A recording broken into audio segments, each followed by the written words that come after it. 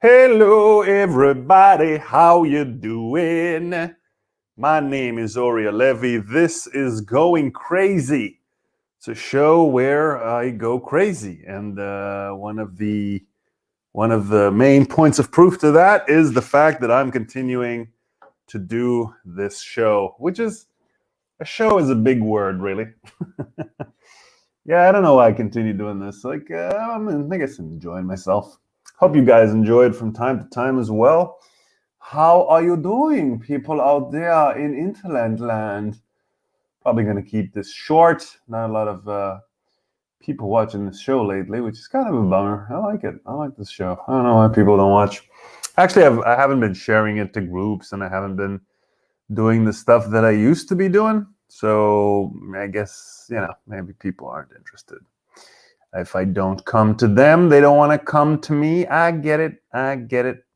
Anyway, I'm just going to talk for a little bit. I just had a conversation with my mother. Seems like she's optimistic about the vaccine stuff. I feel like people are like feeling the end of this pandemic. We're already feeling it. Somebody said the dates that they're now giving, especially in Berlin, it's like, it's going to be the 10th. It's going to be the 10th of January. But then you reach the 10th and they're going, oh, no, we're just going to go to the 15th of February. And then you're like, okay, it's the middle of the month anyway. I don't care. I'm just going to watch, just going to wait a little bit and it's gonna be okay. It's just it's the middle of the week anyway, and I've got nothing to do. So so they're just stringing us along. They're saying the 10th of January, and then they'll say the 15th of February. But at least we kind of get the sense that that it's gonna be over. It's soon gonna be over because smarter people than us have found a solution. A lot of smart people who have been working tirelessly while we've been complaining about the fact that you can't leave the house. They've been leaving the house and putting on masks and quarantining themselves and working with viruses and microscopes and all sorts of shit. And we, while we did nothing, and now we are also suspicious of their motives, and we're suspicious of the result that they got. Because people are assholes, basically. And that's what we are. And we mistrust whatever is given to us, even though everything we have is given to us, basically. Either by whatever spiritual entity or biological fact you believe in, and or by the people, because you're born into a world where you really don't have a control over anything, and other people are mostly in charge of your life. You get born, your parents are in charge of your life. You don't, you're born into a society, you're born into a culture, you're born into a religion, you're born into whatever, and then you eat the food that is provided to you by the adult providing the food for you. You have no control. Like, look, I ate meat for 33 years, right? And I am now 41 actually. And I have only been vegan for 8 years, which means for 33 years, like if I look back at it, I was like, oh, that's disgusting that I ate meat. But I didn't choose to do it. I chose it from a certain age. I chose to not see what's going on. But essentially, we don't even choose the food we eat, and then so you don't choose a lot of this stuff. And I don't know exactly where our interests come from and all that kind of stuff. But if we're not going too deep, too philosophical about this, basically what we're saying is you almost have no choice. You're always reliant on someone else, like for your school, for your education, for, books, for movies. Other people do things and you consume them. And the medicine that everything. And then come these bunch of suspicious people who decided that from a certain point, they're going to be suspicious. Certain things work well for them, like the IKEA couch they bought, and they trust the people from IKEA, and they trust the government that created the road that delivered the IKEA furniture. Maybe we'll talk about IKEA because we just ordered a bed. But then if they make a vaccine, no, it goes into my body. You know what else goes into your body? All the food. that's in the supermarket, that is all constructed by the people, the government. Oh my God, the government is allowing supermarkets to exist so you can put shit in your mouth and survive. So yeah, all this massive paranoia over new things. I just think it's people that are bored and also afraid of the new. I think we're all afraid of the new. That's what happens when you get older. You're afraid of the new. Because I think what we're really afraid of is we're not really afraid of the new, but we're afraid of our inability to adapt to the new. We're afraid we won't be able to adapt. And also, like when people, like younger people today, right? People who were just born into internet, born into, phones, born into whatever they're born into, they have a faster grasp. They're like, I already edited 50 videos since I was 6 years old, and I'm already on my fifth, consecutive year on live streaming, and I have 3 million followers, and I have like 4 people watching right now.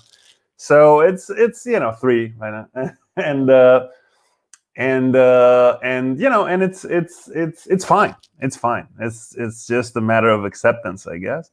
And then some people just want to kick and scream. Those kids that the parents are taking you, kid.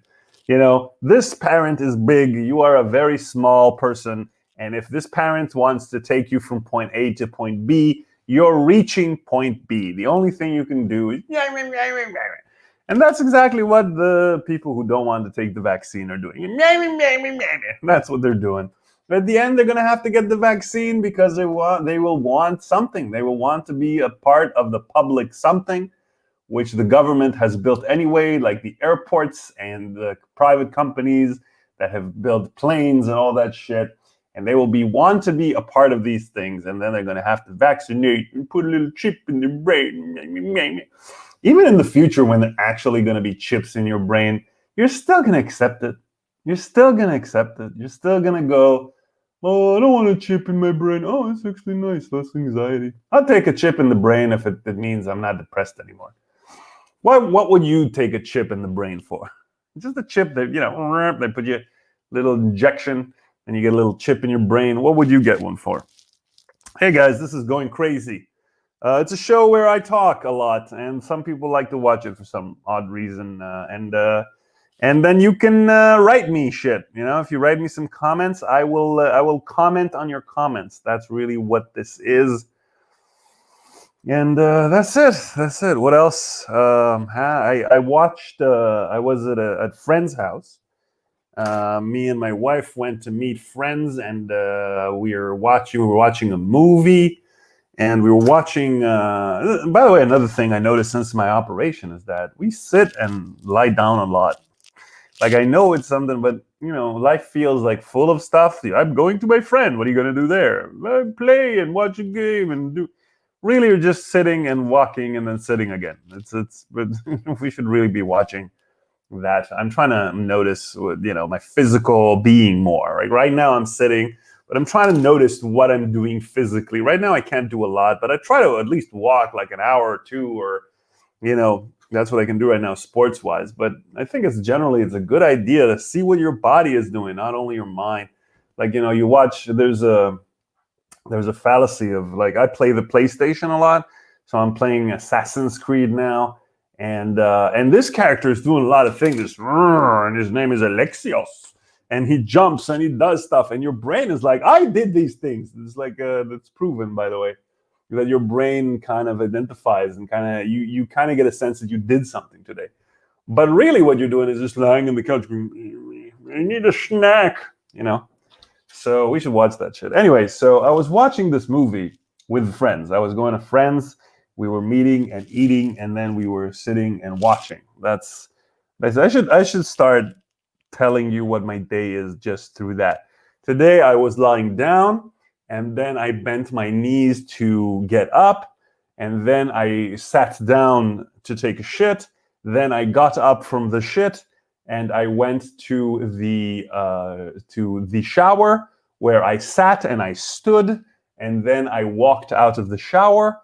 And then a friend came to meet me, and we walked around, and then I came back home and I laid down. This is my physical being.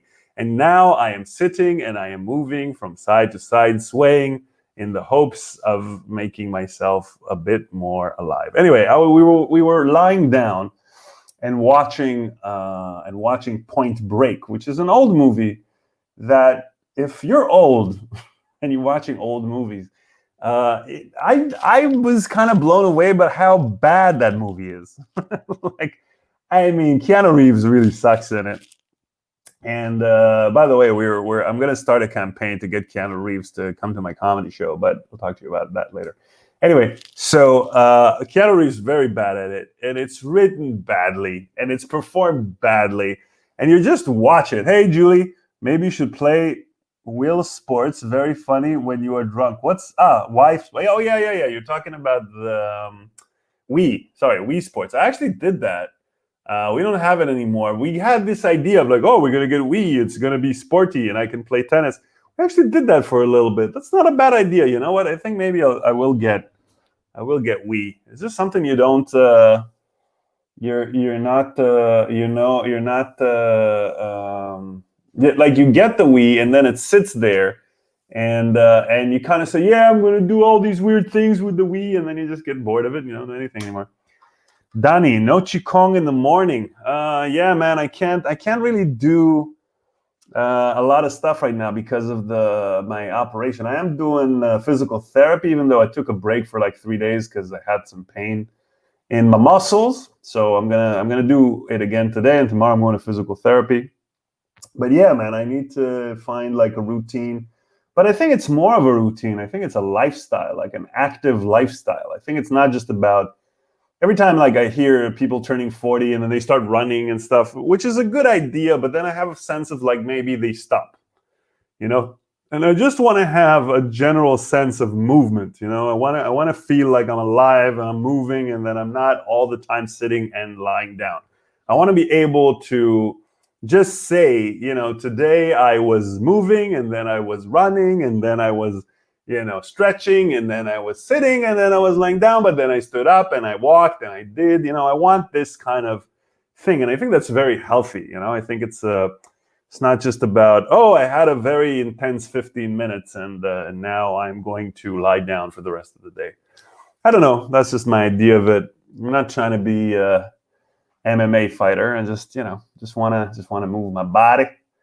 By the way, Point Break is about surfing, and then you see these guys. The thing is, when you're young and you look at surfing, you're like, "Hey, surfing." When you have back problems and you look at surfing, or you had back problems, you're like, "Oh, that will hurt my back." There's like a lot of things are like hurting. This is the thing. Like you got to teach this from a young age. I don't know why people don't. We're not supposed to like. We started off on 4 legs, and now we're on 2, and we're just walking around like this, and it's really hard for the back. And someone should teach us from zero, from the minute we stand up. I was like, this is going to be effort. Like, you should have a choice as a kid, as a toddler. Your parents should give you a choice. Just before you stand on 2 legs, they go, look, you've been crawling. That's actually pretty healthy.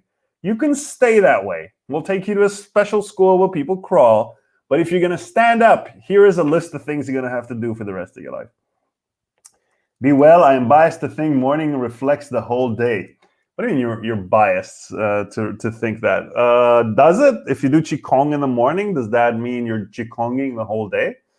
I don't know. What do you do? Do you do a lot of physical stuff during the day, Danny? I miss you, man. Miss you. Danny is a good friend. We went to his wedding in China before it became popular. Not the wedding, the China. We were there before the coronavirus hit. It was fantastic. He and his family took us on a wild journey through China. I saw things I've never seen before, like his penis, and it was fantastic. It was really fantastic. I miss him, man. It was a good time. I remember a time where we used to travel. Now I'm sitting at home and I'm thinking about traveling, man. Also that traveling, right? Traveling needs to be integrated into daily life. Like in terms of not just, oh, we're going to take a 1-week vacation or something like that. Traveling needs to be a lifestyle where you can find a way, or I want to find a way where I can combine traveling and being stationary and being around the place that I love, which is my home, my neighborhood, the stuff that I like, but at the same time, travel. I don't know. Like here's the biggest epiphany that happened to me lately, and yeah. So I realized that too much of my thought patterns when I do something, like either whether it be creative or whether it be mundane, like life, I have a comparative thought pattern, which means I compare. It's like Plato's cave thing, right? There's a perfect version of life, and then there's a life that I'm living. And every time I ask myself, is this the perfect form? And I don't really know what the perfect form is. I've never really even if I have sat down, I thought to myself what kind of life I want, which I have and which I'm leading myself towards, knock on wood. But at the same time, I haven't mapped out life. I don't know exactly what I want. I don't know what I want exactly from my relationship. I don't know, even as a creative person, I have ideas and dreams, but maybe when I actually do them or they come to fruition, maybe I'll find that it's not exactly what I want. I want to do something else. Or even when I create something, I try to create something and feel if it's right. So I try to feel if it's right on the inside, but on the other side, I feel like there is a way that this is going to be correct. And I realized that that's crap, man. It takes a lot of my energy and it creates a lot of anxiety to always think and always criticize yourself from a point of, is what I'm doing now perfect? Is it good? Does it stand up to the standards of this imaginary world that I have not even yet to define? And even if I was to define it, I would probably think, oh, this is not as perfect as it's supposed to be. So what I realized through that whole thing is that there is no that thing. There is no the perfect life, the perfect relationship, the perfect, whatever you're writing, the script that you're writing, the perfect way to write it. There is only you in the moment doing something that you want to do. You feel like doing, you're connected to, that comes through you. That's where choice comes from, And when I realized that, and I know maybe it sounds childish, and I know it by theory, but something clicked for me. Something was like, I don't need to live an idea of this. I just need to see where I am right now, what I have. This is really basic improv. Like, I'm supposed to know this, right? When I improvise on stage, this is the way I treat it all the time. There's no perfect outcome. It just behaves, and then you suddenly discover here's a structure. But the structure changes. There's so many options. And in life, I feel like a lot of my anxiety comes from comparing what my life is and some sort of faraway, imaginary, perfect life that I've never lived, and I don't fully know what it is. But what it does to me is makes me feel like I have to re-examine my life over and over again to make sure that it's on track, instead of taking that energy and putting it in the moment and kind of seeing how I can make this good right now, or how I can make this better, or what's interesting to me about this right now, so I can continue on that line and not even think about comparing myself to some imaginary idea that makes me feel like I'm not happy, because all I'm doing is I'm always criticizing. Like, imagine being a film critic, right? It's not fun to be a film critic all the time. Fucking enjoy the movie, right? It's a movie. The reason you got into it in the first place is because you loved movies. But the minute you become a movie reviewer, you just sit there going like, I don't like that scene. No, but what about the character? What about the story? Can you feel it? Are you a part of it? Are you enjoying the fucking popcorn? Danny, miss you too. Do a bit of in the morning and a bit after work. That's cool, man. That's cool to kind of put it into your life, the Qigong thing. Yeah, man. I'm listening. I feel like I'm on the cusp of like I'm also like I'm getting like slowly recovering from the operation stuff, but I feel like I'm on the cusp of kind of like I'm much more aware. I know what changed in me is I'm much more aware of the physicality of things that I do and the want to change it. So I don't know what will come into play. Probably if you keep watching this live stream, at some point I will tell you it, and it will be like, oh, I had another epiphany, which other people will think is dumb. Adamos. Hey, Ori, interesting fact. I call my cat Ori for short, as his name is Orion. Very interesting topic. Thank you. Orion is his name. Wow, your cat name is Ori. I find that as a compliment. I don't think you named him after me, but now every time you call your cat, do you think of me? That's good for my rating. Like every time you're like, hey, Ori, I wonder if Ori's on. Everybody should call something in their house that they like Ori, so they can remind themselves that this live stream is happening, and then come check it out. Yeah, it is an interesting topic. I find it an interesting topic, man. I'm trying to break down solutions to, like, I get that there will always be periods where I'll be depressed. There always will be periods where I am anxious. I understand that. I accept it. It's just a part of who I am. But at the same time, there's got to be within those areas, gray areas that are fixable. And I think that they might be. And also, here's what I discovered. Like the minute I kind of let go of that and I don't... Here's another fact of what happens when you become a reviewer instead of an experiencer. I just did. You see what I did there? If I had like 5,000 views, I could TM this right now and start workshops. Stop being a reviewer and start being... Oh, fuck, I forgot the word. A reviewer? A doer? No, that's not it. What was I saying? Experiencer. Stop being a reviewer in your life and start being an experiencer. Come to my workshop every 5 days. $5 million for 5 days. Change your life. Me and Tony Robbins. All right. So...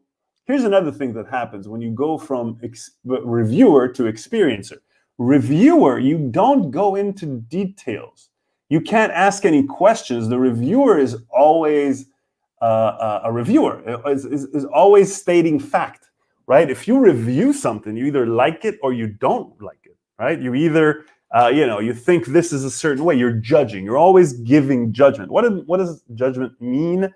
I'm just coming up with all of this on the spot. Yeah, if you just joined the podcast, you think this is really like inspirational. It's not. So the reviewer is really judging things. It's looking at this pencil and it's going like, this pencil is this and that, right? So you're just coming up with facts. But if you're an experiencer, you're asking questions. You have enough leeway and enough time to just breathe in and then see, oh, maybe something is bothering me. Maybe I'll ask a question about it. And if I have to ask a question, maybe I'll find it's not exactly what I thought. And then I will have more information and I will enjoy this thing much differently. But a reviewer always has to come from his last point of experience. He can't ask questions about this thing because he's not a part of it. Ooh, that was profound. Profound! I'm pretty sure that most of the things I'm saying, other people already said them. You know, like you had an idea for a startup, and you're like, "This is fantastic! I'm gonna do it. I'm gonna get $1 million, trillion, trillion dollars in Shark Tank." And then you go on, and then you remind yourself that you have to go on Google to see if anybody else thought of it, and you're like, "I'm sure nobody did." There's 50 apps already, so I'm pretty sure it's the same thing. When I was a kid, I invented Marxism, and then I realized it's already there. But at least I knew it was there, so it was very organic in my thought. I knew how the structure of society works. It took me a long while to realize it's not evil.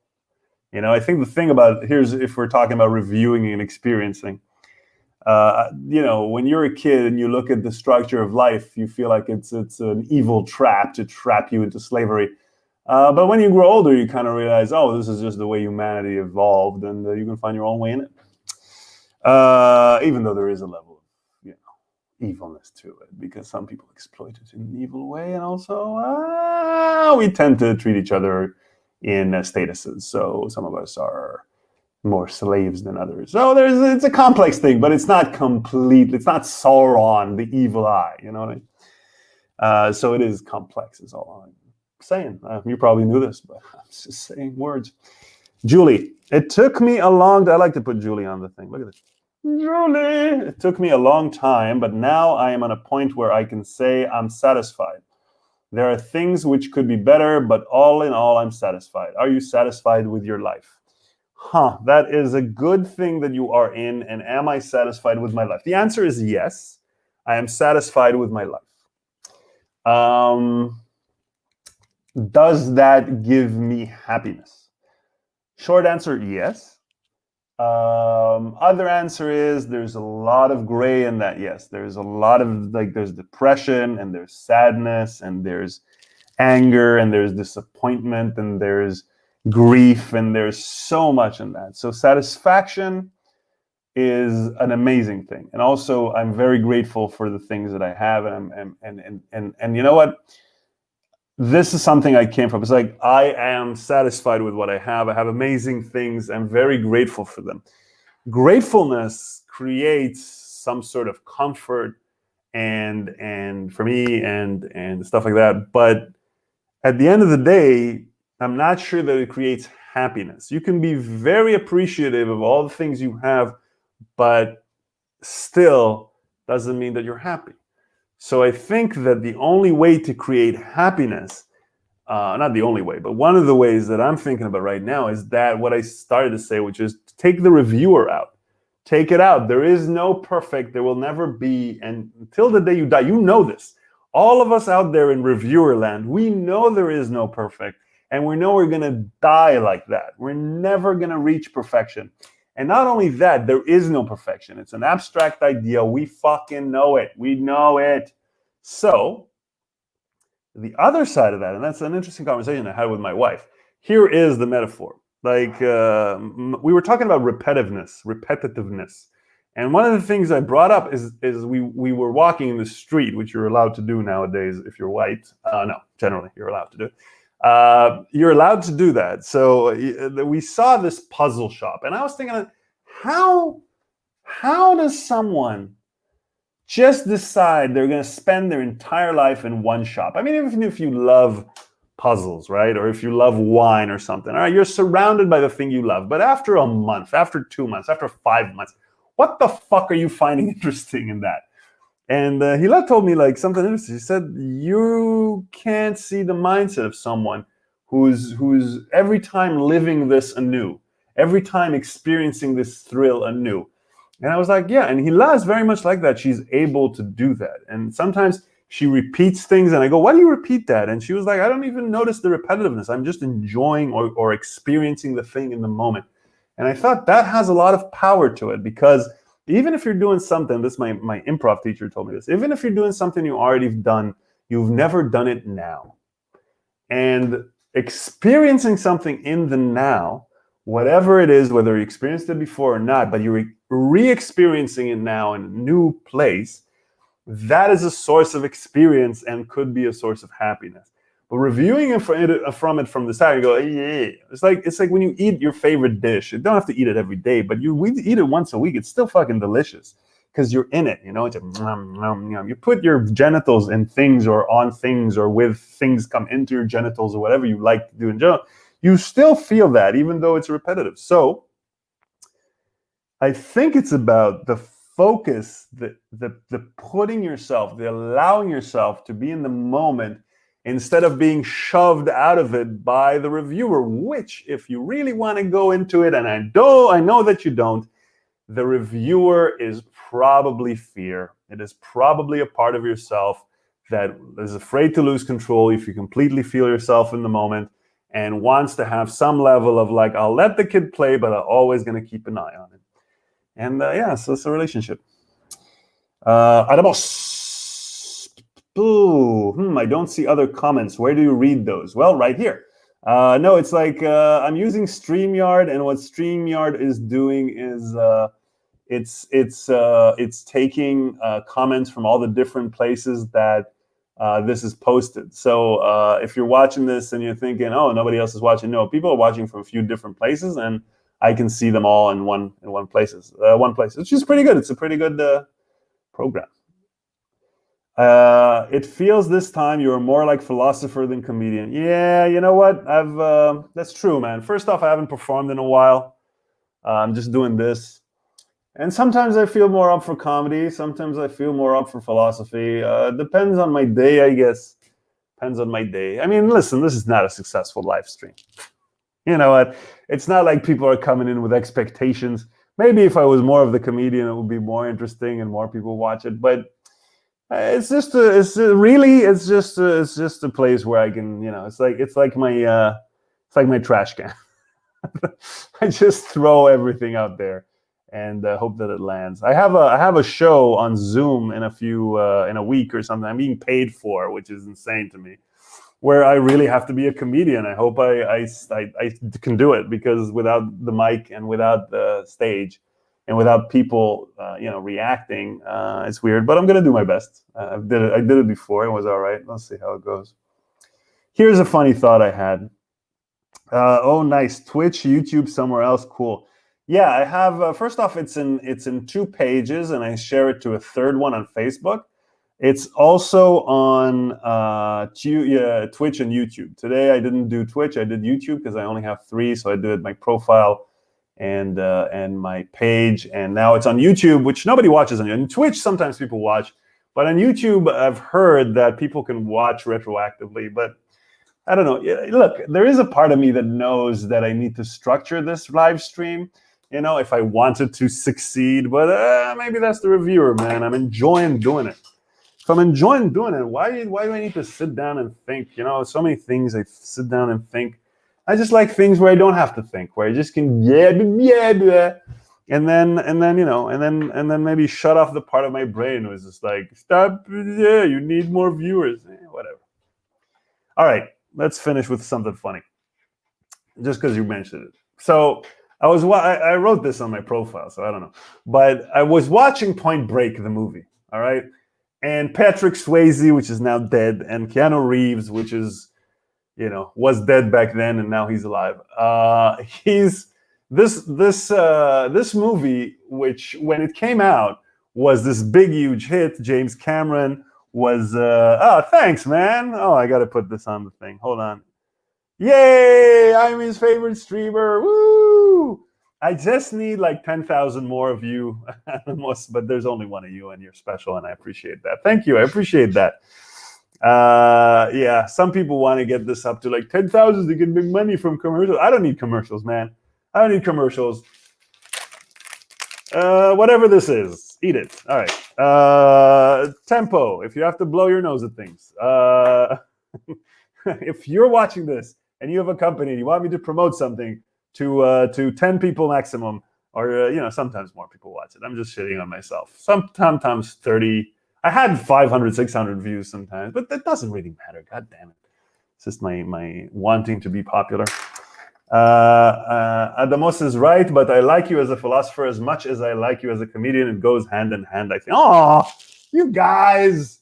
I'm gonna print this and put it on my wall so I can see it. I appreciate that. You're so sweet. I appreciate it. Yay! I feel warm and sweet. You see, this is my experience, not the reviewer. The reviewer is like, we need 10,000, but the experience is like, 2 people like me. Yay! Let's hug. All right. So, just to make the last point, I was watching this movie, and it sucks. First off, it's a teen movie. When you watch it back then, you're like, and also I saw somebody, a reviewer that I know, wrote that it's one of the best movies ever. No, it's not. It's like a teen movie, and it's made both for men and women. There's the first off, they bring Patrick Swayze and they bring Keanu Reeves, and they're all like, got these good looking bodies, and they're wearing like tight whatever, and there's a female director. It's like, it's obvious it's an action film for men, but at the same time, they wanted women to watch it. There's an action scene where a naked woman is attacking FBI agents, which she's naked and she's deadly. It's like insane. So they have all these elements that all of them are just to try and push all the buttons of what a successful Hollywood action movie back then should have been. The texts suck. They have this weird shit. Doesn't make any sense. And it's weird. But while I was watching it, here's the thing. It was back then, I feel like it was after Silence of the Lambs, so there were a lot of FBI-ish movies, where FBI agents did certain, like, alone FBI agent. And he went into, and he had this partner, like a weird, I don't know, it was just weird. It was just a weird kind of like FBI cop movie. They had all these cop movies with partners, and he was an FBI with them. Anyway, so what they thought is like, oh, California, it has this surfer dude thing, and now we're going to take this FBI agent, and he's going to go to the surfer dude thing, and we're going to expose it. It's going to be cool. And they saw these people doing waves, and all these white people with blonde hair. They'd be like, oh yeah, look at me, it's rad, dude. And this was the hype of cool in the 80s. Like, they made a movie because of that. They made a movie because they thought, oh, look at how cool these guys are. We're going to show them how cool they are. And that's how we're going to get the teenager. And people went to it. It was fantastic. It was a celebration of whiteness. And yet you watch it now and you go, that is not cool. That is lame ass shit. This is like blonde douchebags that play football on the beach because they used to be quarterbacks or whatever. The cool kids in fucking high school that everybody hates, and now they're on the beach and they're surfing, dude, and they got blonde hair and shit like that. And that's cool? That is the definition of white coolness? And then I realized something. I realized the sad truth. A sad, sad truth. White people have never been cool. Never, ever. Think of one white person that's actually cool. It does not, maybe Keanu Reeves, but just because he's emotionally fucked up. It's like, we've never been cool. Even James Dean, like every time you see a cool white person, it's just because they're depressed. They're not really cool. And they will never be. And I think that, and that's what I wrote on my Facebook thing, is why modern society is falling apart.